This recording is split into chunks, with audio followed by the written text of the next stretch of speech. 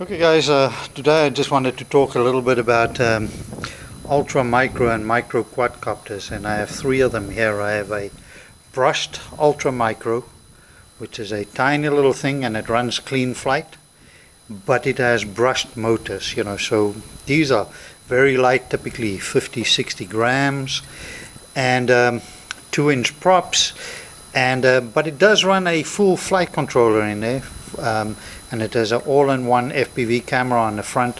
Now this is like the entry level, and this is a kind of copter that you can fly inside the house, and it does really well. And even flying into somebody with it, nothing much is going to happen.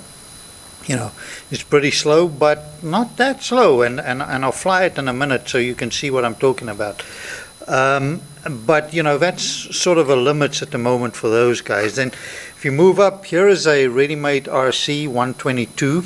That one's actually a 130, so it's bigger than the ready-made RC, but now we're talking about a true quadcopter, and this guy's got brushless motors on there with 3-inch props, but it's teeny little props, and but it's got a full-blown FPV camera transmitter on there. This one's got a Lemon RX satellite on there, and a nicer little camera.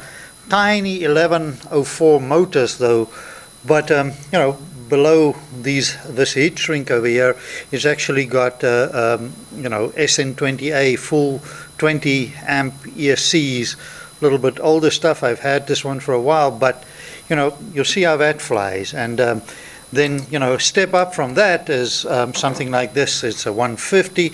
This is a XHover 150, which is now you're moving into the realm of racing quads. This is running 3-inch props, red bottom, Emax motors, 4000 kV, and this is really when you start going into a full-blown quadcopter. This guy, you can fly it in races, like I say, and you'll see when I fly this that it's a whole different game from this one, the 122, or the brushed micro, the ultra micro. So let's fly them a little bit and give you an idea of the flight characteristics of each.